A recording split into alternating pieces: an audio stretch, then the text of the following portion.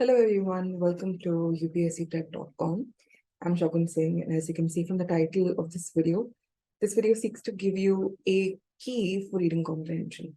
Now we understand that there is a reality, and that reality is that prelims is very, very close by. You barely have any time left. So the idea right now should be is specifically in the CSAT paper that how is it that I increase my accuracy enough so that I don't have to really struggle for those 2.5 marks to just clear what is essentially a qualifying paper. So what this video will do is basically help you in increasing your accuracy. Or if you've never ever watched an approach video for reading comprehension, let's say, this video can also help you sort of get an introduction to how do you deal with questions when it comes to RC. So without waiting any or waiting any further, let's just get straight into it. Now, what I have seen in the due course of my teaching is that students who are very good at English, right? They may be writers even, they may have majored in English, but होता क्या है जब वो comprehension के question solve करने जाते हैं, ऐसा नहीं है कि उनसे question solve नहीं होता, but उनकी accuracy कम होती है. क्यों? Because they're not able to identify that there are different types of question and reading comprehension, and these types require a certain, obviously different level of demand, right? So because they're not able to identify that, they solve the question as it is. And because UPSC has a habit of putting similar options, they tend to choose the option which is more similar, but not the most accurate, which is why they lose marks. So what we will do in this video is definitely understand the different types of questions that come in reading comprehension. And secondly, we'll understand what is a logical method to deal with these questions. Of course, agar many different types karai, so it just makes more sense to make you also understand how do you deal with these questions. So that's how the flow will look like. We'll talk about the types and then we'll talk about a logical method. So before we get into the aspect of the explanation, I have a short activity that I want everybody, whoever is watching this video, to do, right? आपको क्या करना है?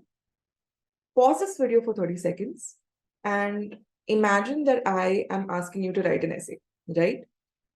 And the idea is what you need to do is create a framework for this essay. आपको essay itself नहीं लिखना, पर आप उस essay को कैसे लिखोगे, उसका framework कैसे create करोगे, वो करो. Pause this video for 30 seconds and then do it. And take your time with this. So I'm assuming most of you must have paused and already solved this question and try to at least create a framework. So ideally, what I can see, if you guys have done any sort of answer writing before or attempted to write an essay, ideally, the framework looks like this, right? Mostly, not even ideally. There is an introduction. There will be an argument, your argument or a premise that agar maine aapko ye essay diya hai likhne ke liye, history repeats itself first as a tragedy, then as a farce. Obviously, you'll give an introduction. The introduction will either be about you agreeing with this or you disagreeing with this, right? Secondly, there will be ideas that support the argument. अगर मैंने ऐसे ही idea दे दिया, right, मैंने ऐसे अपनी argument डाल दी and मैंने बोला कि बेसिकली ये लकीर का फकीर है, obviously nobody will believe me, right? And that does not make for a convincing passage either. So whenever you have a premise which is the basis upon which your entire passage is based on, आपको उसको supporting ideas से support करना होता है, right? Supporting ideas से basically अपने point को concrete बनाना होता है. So that will be the second part. Obviously, उस supporting idea को और proof डालने के आप examples भी दोगे, maybe from the past, maybe from your own experience, etc. And last, what is it that you do? You conclude with a flourishing touch, right? You conclude in a way that your arguments are really, really set across to the reader. They feel what you are feeling. Moreover, you are writing a passage to ensure that the reader also agrees with you or agrees with your opinion by the time you end that passage, right? So the idea of a conclusion will be to give an opinion along with the argument that you were talking about. right? So let's go back. If you believe in the fact that yes, history does repeat itself, first as a tragedy, then as a farce, if you believe in this quote and you say yes, the conclusion will have your opinion as to why is it that you believe, or something that really moves the reader. So that's the basic framework of, let's say, an essay. Similarly, it's the same in reading comprehension, right? आपको एक passage मिलेगा, उसमें एक introduction होगा, कुछ passages में introduction नहीं भी होता है, right? It's not a simple rule that there has to be an introduction. Some authors actually merge the first passage with the introduction, depending on the writing style. But what are the essentials of that passage? There will be a point of view, there will be a premise, right? There will be an essential argument that the author is trying to make. Secondly, there will be ideas that support this argument, right? There will be examples that support that argument along with those ideas. And lastly, he will conclude in a beautiful, flourishing manner that makes you convince that, okay, what this author is talking about is the right thing. So that's the basic structure. Now that we've covered this, I'd like to come to the first cardinal rule.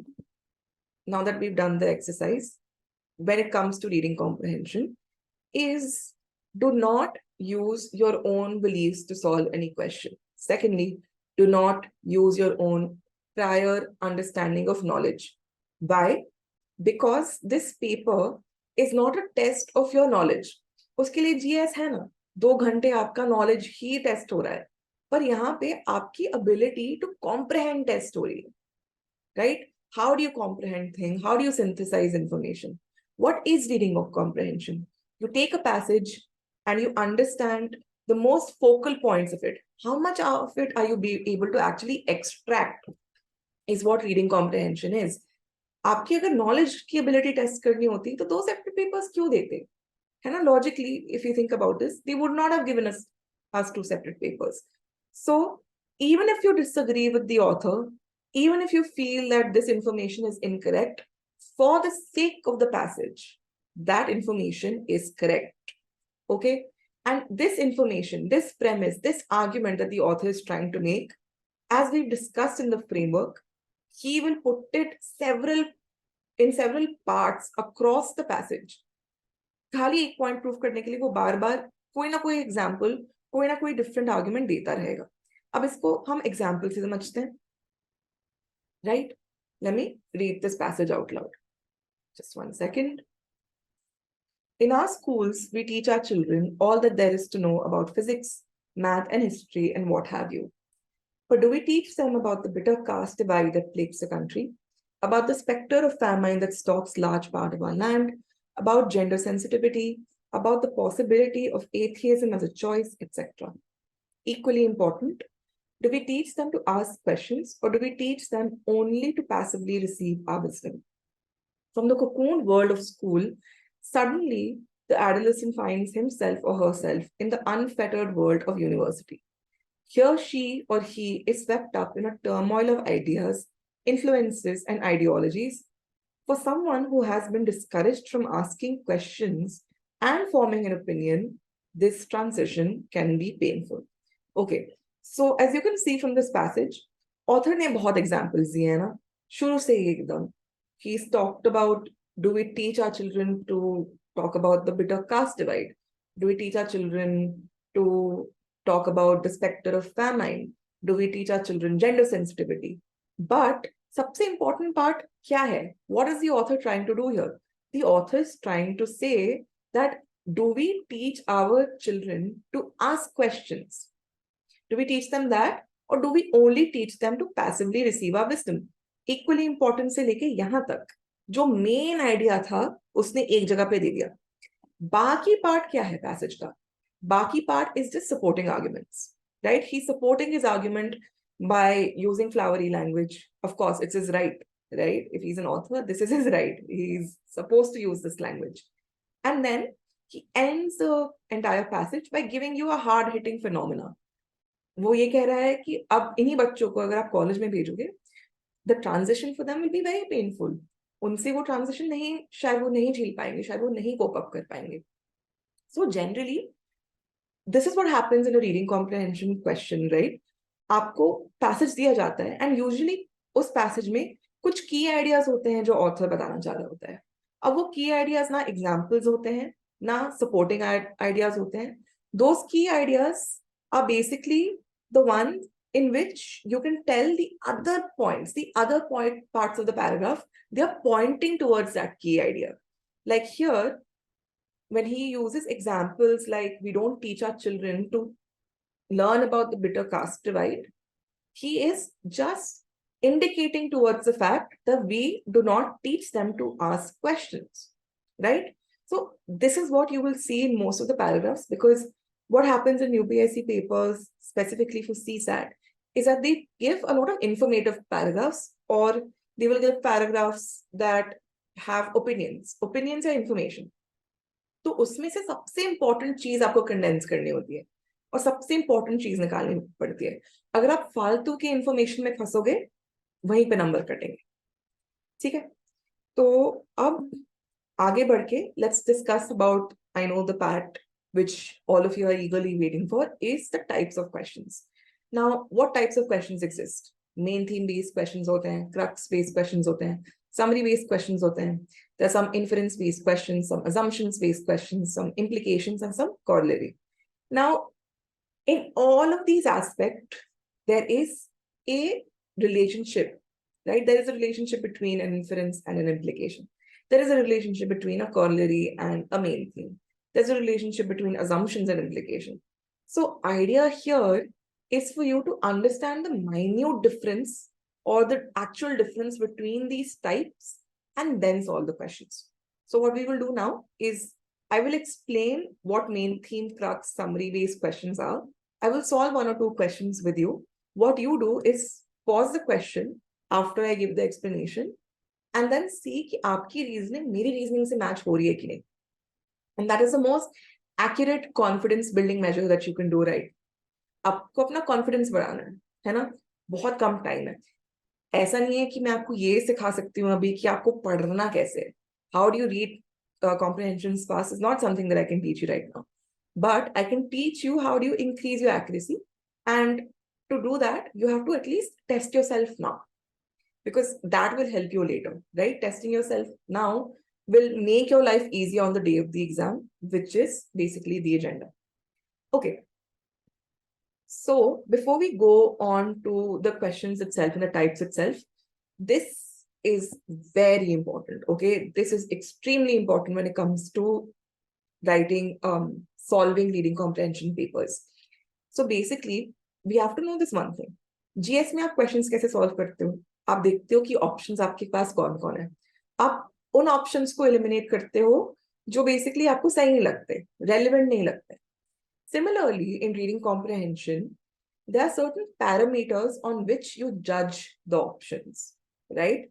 Now होता क्या है, क्योंकि options इतने similar होते हैं और आपके पास अगर ये पैरामीटर्स नहीं होते, then you would have used logic which in some cases would have been correct, but some cases might have led you to a different direction towards what the question is actually asking you. So what are these parameters? Number one, it needs to be relevant to what the author is saying. Like I said, this paper is not testing your knowledge. This paper is basically testing, are you able to synthesize information? Passage में जो दिया गया है उसको आप समझ पा रहे हो कि नहीं समझ पा रहे हो, बेसिकली वो पूछा जा रहा है. So the option obviously needs to be relevant to what the author is saying. आप जो ऑथर बोलना चाह रहा है उसका रेलेवेंस होना चाहिए ऑप्शन में, तभी वो आंसर सही होगा. Second, it should not be extreme. I think this is universal everywhere. Extreme option होगा तो आप हटा सकते हो उसको, और हम आइडेंटिफाई करेंगे in a couple of questions ahead कि एक्सट्रीम ऑप्शंस कैसे दिखते हैं.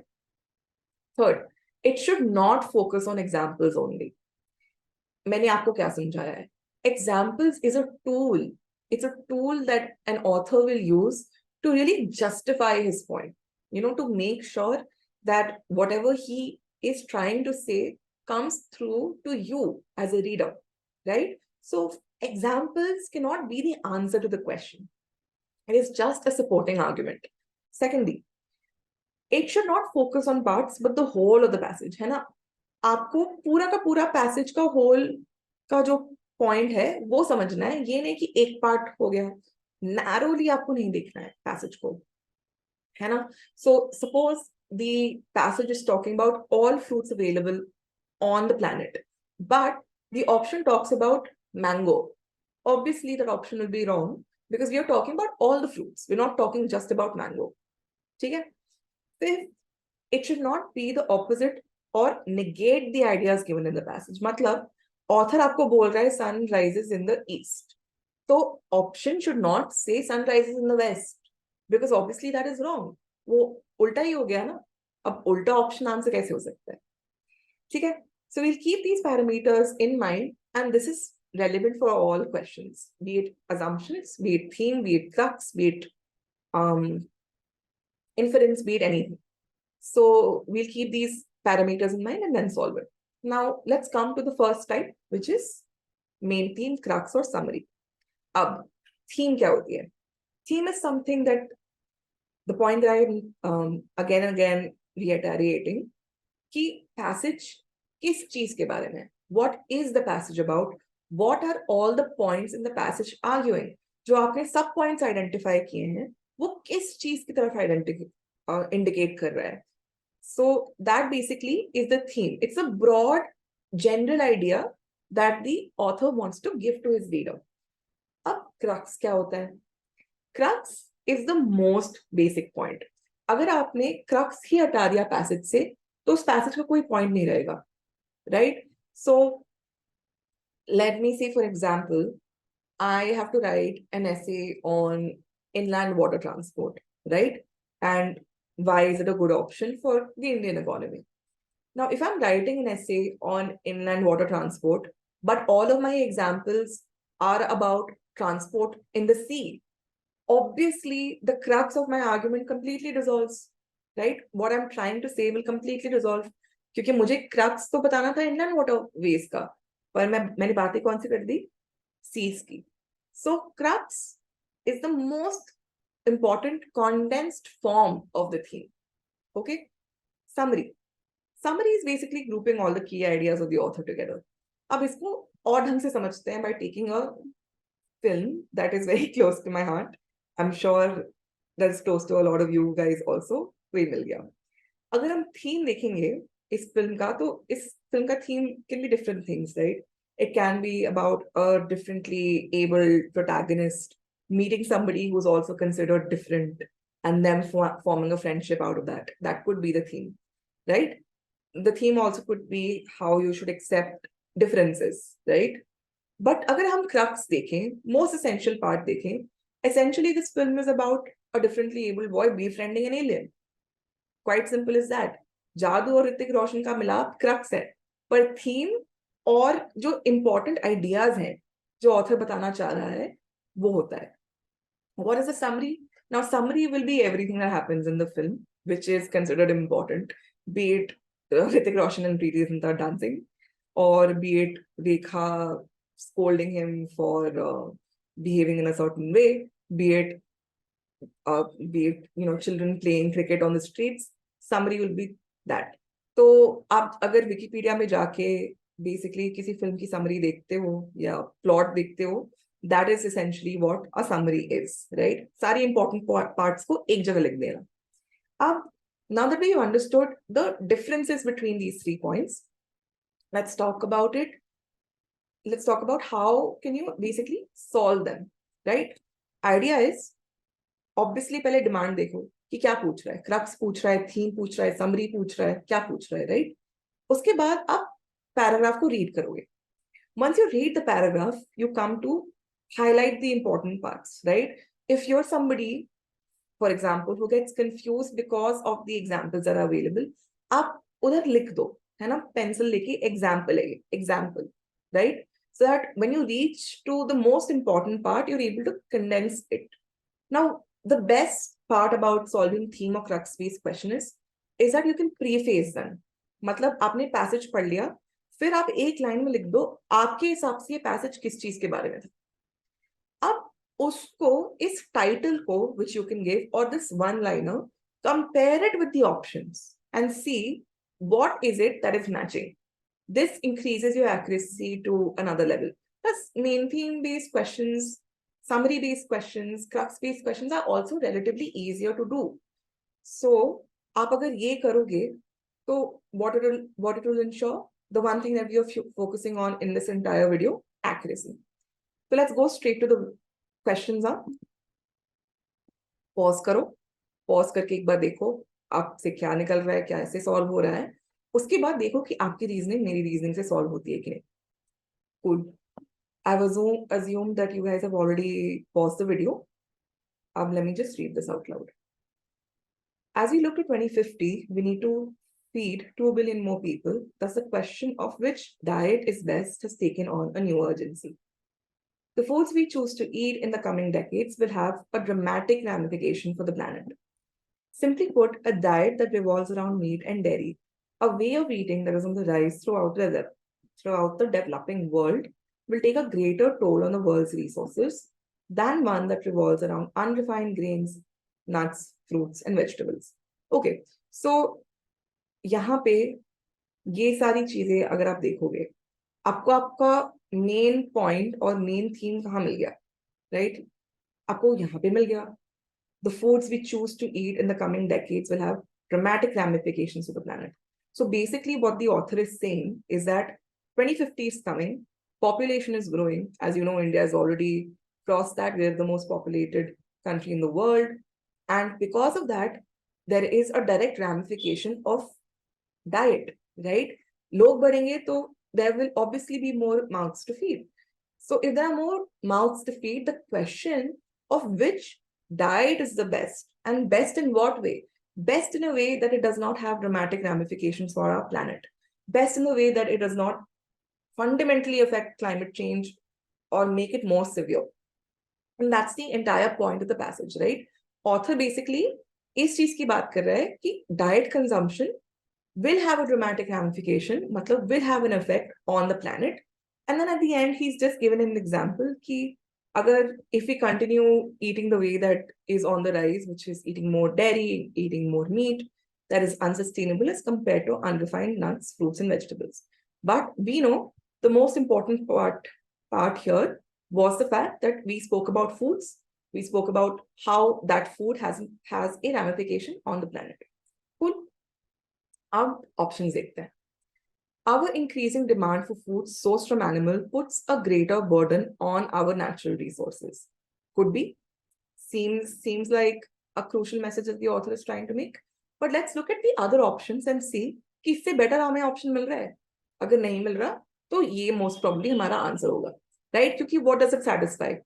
It is satisfying the fact that we eat a certain level of food, हम खाना खाते हैं, और उस खाने की वजह से there is a burden on natural resources. There is a ramification on the planet. है ना? तो यहाँ पे क्या हुआ है? यहाँ पे जो लिखा गया था, उसका बस paraphrasing हो गई है. They've written the same point in just a different manner, right? It's the same as this. Seema is eating food as compared to Seema is consuming something that she likes, which is tasty. It's the same thing. It's just written in a different way, right? और कुछ नहीं हो रहा है यहाँ पे. तो option number 2 देखते हैं. Diets based on grains, nuts, fruits, and vegetables are best suited for health in developing countries. Has the author anywhere spoken about what is best suited for health in developing countries? Yes, we found it over here. But secondly, is this a supplementary point or is this a point by whole? मतलब, is this something that the author is using to supplement his argument? और ये एक छोटा सा point है, right? So second, by that logic, gets eliminated, right? Third, human beings change their food habits from time to time, irrespective of health concerns. Now, is this mentioned anywhere in the passage? No, right? We're not talking about the change of habits of human beings. We're just talking about food, diet, and the ramifications of it on the planet. Last, from a global perspective, we still do not know which type of diet is best for us. Is this relevant to the passage? No. So automatically, 1 becomes your answer. You score your 2.5 marks and get closer to clearing prelims, writing the mains. Cool. Second वाला एक बार एक और question देखते हैं हम. Pause this, take your time, try and solve this and see if your reasoning is matching mine. So let me get straight to it. The fact that Indian classical music emanates का मतलब emerges होता है, and evolves through oral culture means that this music has significantly different aesthetic, and that this aesthetic has different politics from that of Western classical music. A piece of music in the Western tradition, at least in its most characteristic and popular conception, originates in its composer.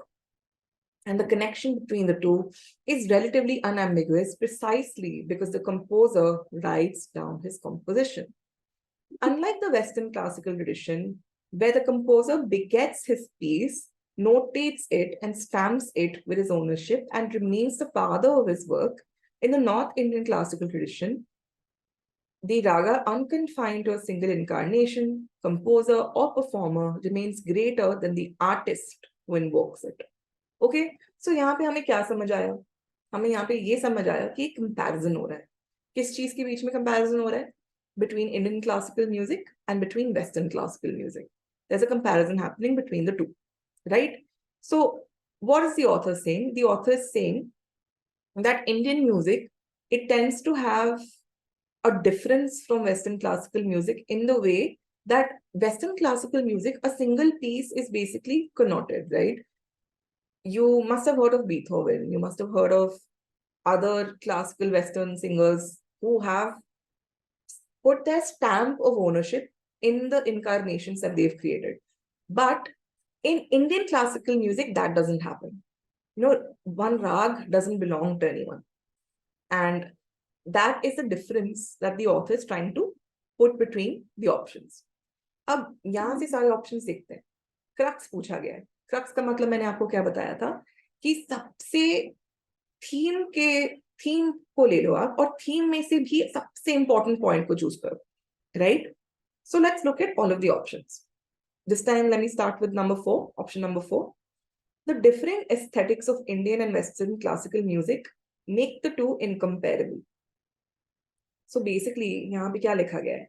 यहाँ पे ये लिखा गया है कि आप Indian और western classical music को कंपेयर ही नहीं कर सकते, which is obviously ridiculous because the entire passage is comparison, right? You are comparing it. So 4 automatically by this logic gets deleted. अब option number 3 देखते हैं. Classical music in any incarnation, whether Western or Indian, is greater than the artist who invokes it. Now we're यहाँ पे क्या हो रहा है? यहाँ पे combine हो गया. Combination भी नहीं किया गया है. So number 3 is not relevant to what the author is trying to say. That way you can remove it. Let's look at option number 1 and option number 2. The oral nature of Indian classical music, unlike its Western counterpart, lends itself to ambiguity and is greater than the sum of its parts. Now, this could be the option, right? This seems like something that is there. क्योंकि यहाँ पे क्या बात हुई है? A piece of music in the Western tradition, at least in the most characteristic and popular conception, originates in its composer, and the connection between the two is relatively unambiguous. अगर Western music unambiguous है, right? So Indian classical music, by comparison, will be more ambiguous, right? And this is what the author is saying. In comparison, he's giving different criteria of why Indian classical music and Western classical music is different. And number 2 seeks to answer this criteria, seeks to be the crux of his argument. Up number 1 देखते हैं. Unlike in Indian classical music, the composer is an integral part of Western classical music, making its existence more tangible. Now, here the option is about Western classical music, but more or less we are talking about Indian classical music और उसका comparison Western से कर रहे हैं. ये Western classical music का कर रहे हैं. Plus, making its existence more tangible. Tangible मतलब you can feel it, you can hear it, you can, it's more in front of you. That's the whole point of being tangible. अब author ने कहीं पे भी नहीं लिखा है ना, tangibility की बात नहीं की है, ambiguity की बात हुई है, sure, oral culture की बात हुई है. Just because it's not written anywhere, that does not mean that it's not as tangible as Western music. Does that make sense? So by that logic, number 1 also gets removed. Now, here, to recognize that Indian classical music was the focal point would have been given you the right direction towards the answer. So hopefully you were able to solve this question and you are with me till now. If you are, great, and we should move forward to the next aspect of the types. Now that we're done with crux and theme. अब आपका क्या है यहाँ पे job? Basically जाओ, previous year questions खोलो और इसी लॉजिक से crux, theme based और summary type question solve करो. And that will hold true for all types. Alright, cool. तो हम आगे बढ़ते हैं. अब इन्फरेंस समझने के लिए आपको कंक्लूजन समझना पड़ेगा. अब I've talked about conclusion in a sense that if you were writing an essay and if you had a point to prove, उस point को prove करने के लिए आप अपना judgment, आप अपना position और आप अपना opinion देते. That is where the conclusion is. So the conclusion will be the author's idea or the premise, and that premise will be attached with his own judgment.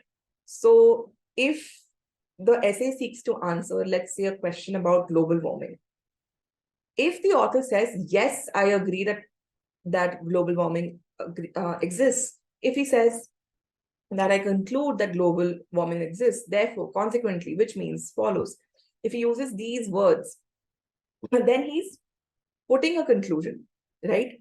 That is where he's concluding. So conclusion kya hai? Conclusion is the author's point of view or the author's judgment after he considers the entire facts. So usually conclusion end में मिलेगा आपको, है ना, passage के, क्योंकि वहां पे ही usually author conclude करके अपना passage खत्म करना चाह रहा होता है. But conclusions can also be found in different parts of the passage. मतलब पहले भी लिख सकते हैं, उसके बाद author sometimes actually gives examples just to, give a more flourishing answer. So this is basically the identity of conclusion. And the one thing that is very crucial here is that you have to understand कि ये author की understanding है. Author आपको बता रहा है कि भाई मेरा position इस मामले में ये है, right? That's what conclusion is. अब inference क्या है? उस conclusion, उस passage में से आपको क्या समझ आया, आपको क्या understanding हुई, that would be the inference. So inference is basically the act of developing an opinion, right? And this opinion is based on the facts, is based on the judgments, is based on the evidences that are presented in front of you. तो अगर आप जज हो किसी भी case के, आपके सामने जो भी एविडेंस आएगा आप उसी के बेसिस पे अपने ओपिनियंस बनाओगे ना. तो वैसे ही आप ऑथर के ओपिनियन को देखते हो, ऑथर के एविडेंसेस को देखते हो, मतलब उसके idea statements in the passage, और उससे कुछ अंडरस्टैंडिंग गैदर करते हो, उसको इन्फरेंस कहा जाता है, right? And this inference is limited to the scope of the passage. जो आपको पैसेज में है उसी से आपको इन्फरेंस निकालना है. एंड सेकेंडली कोई गेस वर्क इन्वॉल्व नहीं होता है ना इन्फरेंस में. We know an inference is correct based on the evidence that is provided in the passage. If your understanding matches the evidence provided in the passage, आपका inference सही आएगा. तो आप conclusion को देखो, आप पूरे passage को देखो, इसके important points को देखो, फिर उससे आपने क्या deduce किया, given on the opinion and the evidences in front of you, that is how you find an inference. I hope that is understandable to you. Now, let's do a difference between an inference and a conclusion so that there's no confusion left by the end of it. Number one, I'm sorry, a conclusion is always given by the author. आपको explicitly passage में मिल जाएगा, right? So let's do a comparison between a conclusion and an inference just so we understand the difference and that there is no confusion left. A conclusion is always given by the author. And a conclusion is always going to be explicit in nature. आपको conclusion passage में ही मिल जाएगा, पर inference में आपको अपना दिमाग लगाना है. और आपको अपना दिमाग कैसे लगाना है? With the purview of the passage that is given, right? वहां से आप क्या deduce कर रहे हो, वहां पे क्या imply हो रहा है, वो देख के आप inference पे आते हो. You come to this logical understanding based on the conclusion that is given by the author, right? You infer something which is given explicitly, and you use your own reasoning to deduce whatever has been given, right? So what happens with assumptions and inference? Now, this is also something that actually confuses people. Now, assumptions is basically the basis of the conclusion. अब अगर conclusion बीच में है ना, assumption पहले आएगा और inference बाद में आएगा. Assumption use करके author किसी conclusion पे पहुंचता है, उस conclusion से आप किसी inference पे पहुंचते हो. So an assumption is a preconceived notion of an author, and an inference is your understanding, your reasoning of what the author is trying to say. Simple. All right, so let's talk about the approach to solve inference-based questions, right? How do you actually solve these questions? सबसे पहली चीज, आप passage को पढ़ोगे, right? Then you understand the evidences that the author is trying to make. जिसकी मैंने बात की है कि author क्या evidence दे रहा है, author क्या statements दे रहा है, author क्या बोलने की कोशिश कर रहा है, उसको समझोगे. And then you will choose the option which closely matches his point, right? Again, there is no guesswork involved here. You look at the passage, you know that there is a certain idea that the author is trying to make, and you use your reasoning to match that, right? It cannot be something which is completely out of the blue. So inference में आप evidence देख के, passage देख के आप solve करते हो. तो एक बार let's try this. Again, same thing, 30 seconds low. So pause karo and then come back and match your reasoning. Let me start. To remove a civil servant from service, the government may have to spend thousands of tax money. Civil servants realize how difficult it is to fire them from service, and therefore they tend to be lazy and negligent in the discharge of their duties.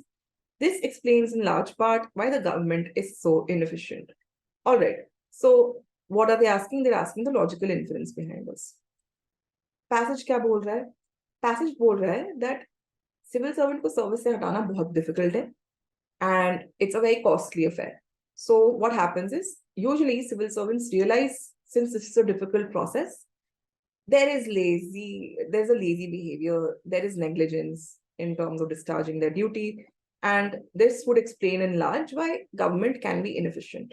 Matlab, he is linking the fact of government inefficiency with the fact that it's not easy to fire civil servants from service, and because there is a certain level of security, this breeds inefficiency. That's what the author is trying to say. Now let's look at the options. Too much job security can have a negative influence on workers. Now evidence देखते हैं. Author ने बोला है government has to spend thousands to remove civil servants. Author ने ये भी बोला है that civil servants, because of this, becomes negligent and lazy. So can we not infer that too much job security is or can have a negative influence on workers? Definitely we can. So we know कि one is an inference, right? This way. अब 2 and 3 देखते हैं. More government workers should be fired. Now, in the entire passage, कोई भी evidence है firing का कहीं पे भी, right? He's talked about how difficult it is to fire civil servants, but he's not talking about most of them should be fired or most of them should be removed from duty. So second definitely is wrong. Now, all government servants are lazy. All. Extreme. Option extreme हो गया. तो अगर extreme option है तो आप हटा सकते हो. उससे आपका आंसर क्या आएगा? A, 1 only. Let's move on to the next question. People are always less happy to accept scientific data. They feel contradicts their preconceived beliefs. No surprises here. No human likes to be wrong. But science isn't supposed to care about preconceived notions. Science, at last, good science, tells us about the world as it is and not as some wish it to be. Sometimes what science finds is consistent with a particular religion's wishes, but usually it is not. So what can be inferred from the passage about good science? Good science के बारे में क्या evidences दिया है? Good science के बारे में author ने बहुत simply ये बोला है that people are not happy with scientific data because it contradicts their preconceived beliefs, right? But what author says that good science is not about proving somebody else's preconceived beliefs. It is simply about results. It is simply about data. That is what it is about. It is not about it being inconsistency with a particular religion. That's the idea of the author. Now let's look at the options. Good science will always prove the general populace wrong. Extreme, hatao. Good science is well received by educated people. अगर ये ही सही होता, if it was well received by educated people, then what would be the point of this passage? Secondly, we're not just talking about educated people. We're talking about people who believe in religion. Religious people and educated people can be the same person also, right? So second option, आप इस logic से हटा सकते हो. Third option, good science and religion are the same. Opposite hai. Like I said, I gave you the judgments. So if it's opposite of what the author is trying to say, obviously it's wrong. Let's look at the fourth option. Good science is based on concrete results. Yes, this is the answer. So I hope it's easy for you to understand and you're able to apply this logic to the paper as well. Let's move on to the other type which is left. Assumptions. So what is an assumption? An assumption is an unstated concept. मैंने आपको 3 लाइनें बताई थी. अगर conclusion यहाँ है, तो assumption उसके पहले आता है और inference उसके बाद में, right? So an assumption would be that preconceived notion of the author, right? Of himself, the belief that he has before he sets out to create the passage. Now, his preconceived notion could be that Japan is the best country in the world, right? There's no country parallel to Japan. And based on this information, he will write the entire passage. Now, this assumption can be incorrect or correct. It doesn't have to be factual, right? Understand that this is the notion, this is the information that the author took while formulating his passage. It comes from his belief system, which is why this will be reflected not directly, but indirectly in the passage. आपको directly नहीं मिलता है passage में. Secondly, there's a huge scope for guesswork in assumptions-based questions. Let me explain how. Now, हमने एक sentence लिया, Pragya has cracked the Civil Services Exam. अब हम क्या assume कर सकते हैं? Hardworking है, intelligent होगी, discipline show किया होगा, ये सारी चीजें assume कर सकते हैं. पर मुझे एक चीज बताओ, do we know all of these things for sure? ये भी तो हो सकता है ना that she's not hardworking but she's intelligent, smart work किया. ये भी तो हो सकता है कि शायद discipline नहीं था, irregular discipline था. यहाँ पे guesswork involve हो गया, right? You're guessing it. There's no evidence for it directly in the passage, which is why, unlike inference, there is a level of guesswork involved in the passage when it comes to assumptions-based questions. We will not know कि ये चीज completely true है या completely true नहीं है. पर assumption की भी boundary क्या है? Again, boundary यही है कि passage से relevant होना चाहिए assumption, है ना? तो let's look at the approach. Approach is simple. पढ़ो, देखो क्या पूछा गया है, passage पढ़ो, conclusion को ढूंढो, and see that assumption, choose that assumption that supports that conclusion, right? उस conclusion को support करता है वो assumption. ऐसा assumption नहीं हो जो basically opposite हो जाए. Solve करके देखते हैं. A recent survey indicates that in addition to 6,600 protected monuments, there are over 60,000 equally valuable heritage structures that await attention. Besides the small group in the service of ASI, there are only about 150 trained conservation professionals. In order to overcome this severe shortage, the emphasis has been on setting up dedicated labs and training institutions. It would make much better sense for conservation to be made part of mainstream research and engineering institutes. More strength for heritage conservations can be mobilized by aligning it with the green building movement. Heritage structures are essentially eco-friendly, and conservation could become a vital part of the sustainable building practices campaign in the future. All right, So let's look at the entire passage. In the first passage, what has the author done? Author ने एक problem बताई है. Author ने बोला है कि understaffing की problem है. Monuments बहुत हैं, heritage conservation structures बहुत हैं, पर लोग कम हैं. And then the author said that in order to overcome this severe shortage, emphasis किस चीज को दी जा रही है? On setting up dedicated labs and training institutes. But the author then gives a much better, let's say, solution to the problem, which is that conservation should be made part of mainstream research and engineering institutions. So, Abhi, if you can see, kya ho raha hai? There are a lot of buildings that are being made which are eco-friendly. Jaise, there's a school in Rajasthan.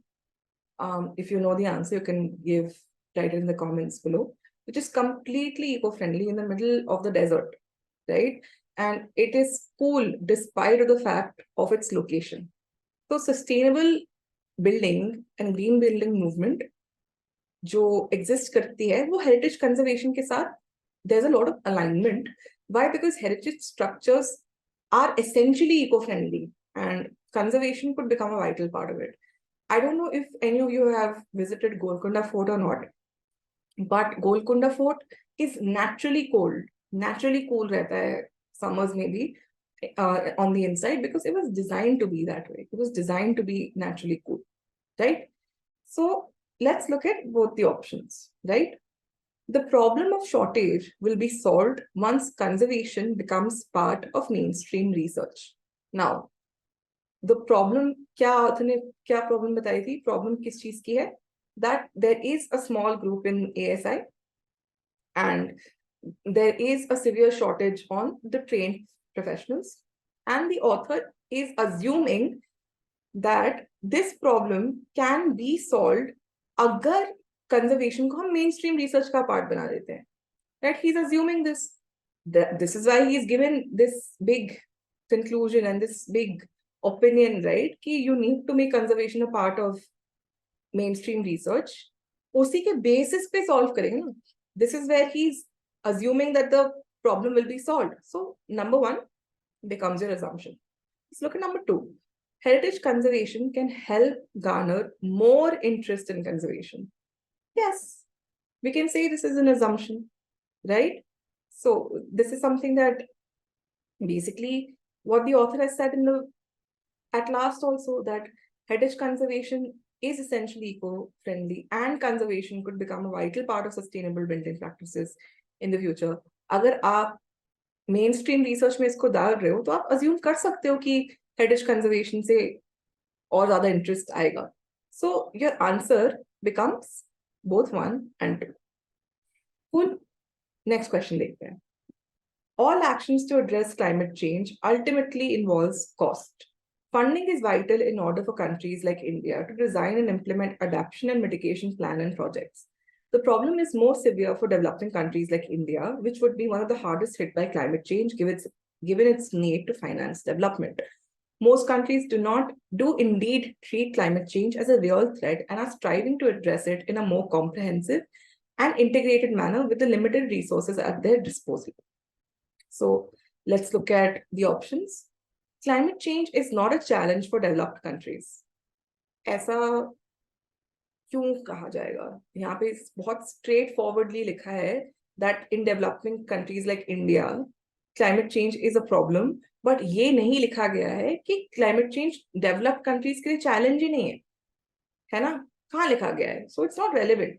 So उस हिसाब से आप 1 को automatically हटा सकते हो, right? तो option A और ऑप्शन D आपका हट गया. अब B और C बचा. उसमें you have to see if 2 is correct or not, because 3 is available in both these options, right? So let's look at 2.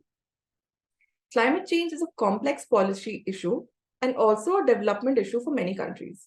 Yes, we are assuming this. If we were not assuming this, why will this author write this lamba choda passage? Why will the author conclude in such a way that he has? It supports the argument. It supports the idea of the authors. So 2 is an option. And C hence becomes your answer. 3 was never in question because 3 is available both in option B and both in option 3, right? But if you want to check it, you can still check it. Ways and means of finance must be found to enable developing countries to enhance their adaptive capacity. Yes. we can assume this. That's why he's talking about financing development, right? Let's come to the last part of this video, which is implication and corollary. Now, there is a very nice relationship between implication and corollary. Now, implication is basically the hints that an author will try to give in the passage throughout. तो वो passage लिखेगा, passage में कुछ चीजें ऐसी होंगी जो वो imply करेगा और उन implications से आप inference निकालते हो. So implications is nothing but hints pointing towards the main idea of the passage. Now, what is corollary? Corollary would be the most immediate practical consequence. So if I say sun is rising, the most immediate consequence would be it's morning, right? इसको example की तरह से समझ सकते हैं.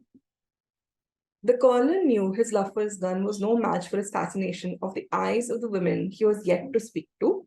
However, he was sure that he would spend the end of his days marveling at their intensity. Now, यहाँ पे implication क्या है? That the colonel obviously fancies the woman he's speaking about. काफी hints दिए हैं. ये भी imply किया है कि उसकी gun का भी match नहीं है, है ना? तो implication ये hint है जो author दे रहा है to prove his point. अब corollary क्या होगा? If the colonel loves this woman so much, वो शायद वो जाके confess कर दे. सबसे immediate consequence यही हो सकता है. So corollary में आपका खुद का थोड़ा, this is where you will have to use a bit of your reasoning and a bit of your understanding to see what could be the most immediate consequence and the most practical consequence. Again, what is the boundary for all of this? It has to be relevant to the passage. Okay, so let's quickly solve two questions, one for implication, one for corollary. Same agenda, 30 seconds pause करो, फिर देखो आपने सही किया है कि नहीं किया, right? People speak of the Industrial Revolution as though it was something wonderful, but it puts family into terraced houses and factories and chained them to grimy factory benches, and took away people's pride and joy and independence and enthusiasm, and replaced the missing joy and pride with boredom, dullness, insecurity, and fear. They built schools, it is true, but they were only to prepare children for working long days in factories and to keep them out of the way so that mothers could work too. The Industrial Revolution was never a revolution of or for the people, but a revolution for the rich. So what is happening here? The author is saying that Industrial Revolution का जो बातें की जाती है, that it was the thing that brought so much change. It was the thing that heralded Britain into development, into making it one of the most progressive nations of that time, into increasing its power so much that it was the country that basically ruled over most of the world. But author's point of view is different from that. He's saying that Industrial Revolution was not something wonderful. It was something that was bred with insecurity, bred with fear. It was something that made children work for long hours. It was something that really just benefited the rich and not the people, right? That is what the author is trying to say with the different examples that he's giving. Implications, क्या hints है वो पता लगाते हैं. The interests of the rich are incongruous to that of the poor. Yes, this is a hint that the author is definitely giving, क्योंकि हर जगह यही बातें कर रहा है author. एंड में यही लाइन से उसने hint करके खत्म भी किया है. Plus, this is definitely an implication. Why? All the options have the same answer, right? One her option है, right? And ये 6, 7, 8, 9 नहीं, obviously 1, 2, 3, 4 हो सकता है ये, or A, B, C, D, up to you. So one will definitely be an option. Second, institutions that are a marker of our modernity have dubious roots.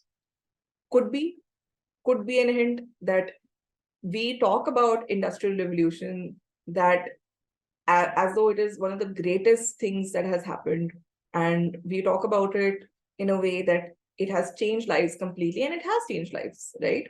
So the author is saying that even though it was considered as something wonderful, it has roots which are dubious, or which are in colloquial language shady, right? So 2 will also be an option. अब उस हिसाब से आप A eliminate कर दो क्योंकि 2 नहीं है. Up, you have to see that in the options that are left, 1 2 3 4 5 1 2 3 1 2 3 4 5, इसमें 4 नहीं है, तो आप पहले 4 चेक करोगे. The Industrial Revolution led to an unprecedented rise in the rate of population growth.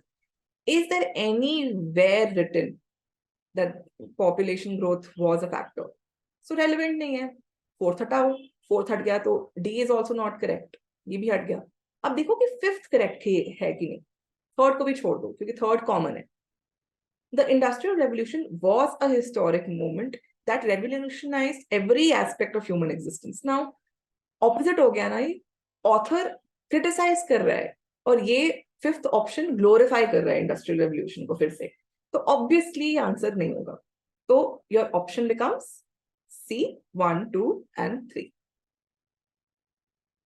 Last है, over the last decade, Indian agriculture has become more robust with record production of food, grains and oilseeds.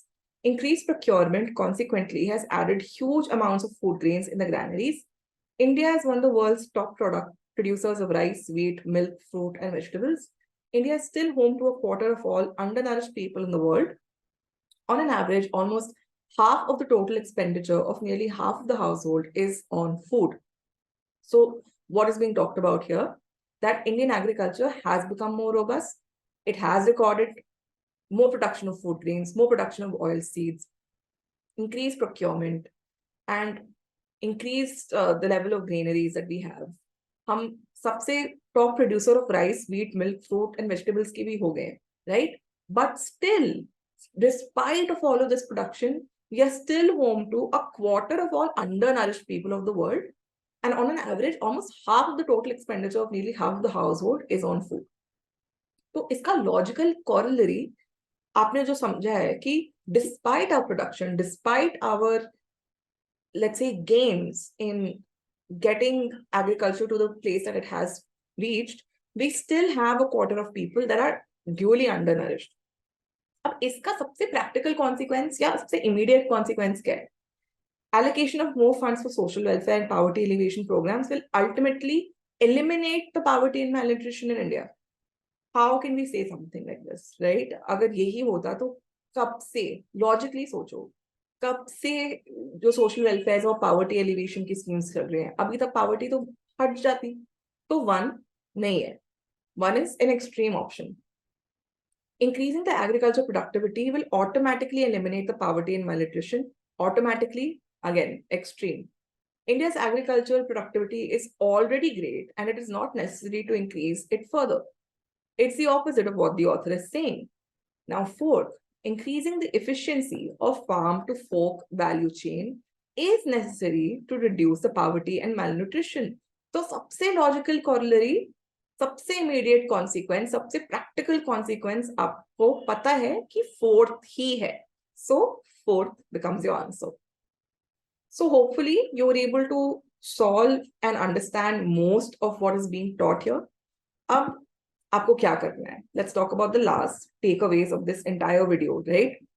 Now, any question, first of all, that becomes about your ability, to solve a question. Suppose आपको ऐसा question मिलता है जिसमें आपको बहुत time लग रहा है reading comprehension में. आपको वो solve नहीं करना है, right? क्योंकि जितना आप time उस एक question को solve करने में लगाओगे, उतने ही time में आप शायद 4 questions solve कर लो. So as a last takeaway, even in reading comprehension, despite all of the tricks that you have, if it's taking you too much time, it is not worth it. Solve the other questions, then come to it at last. अगर last में free time है, उसको आराम से solve करो.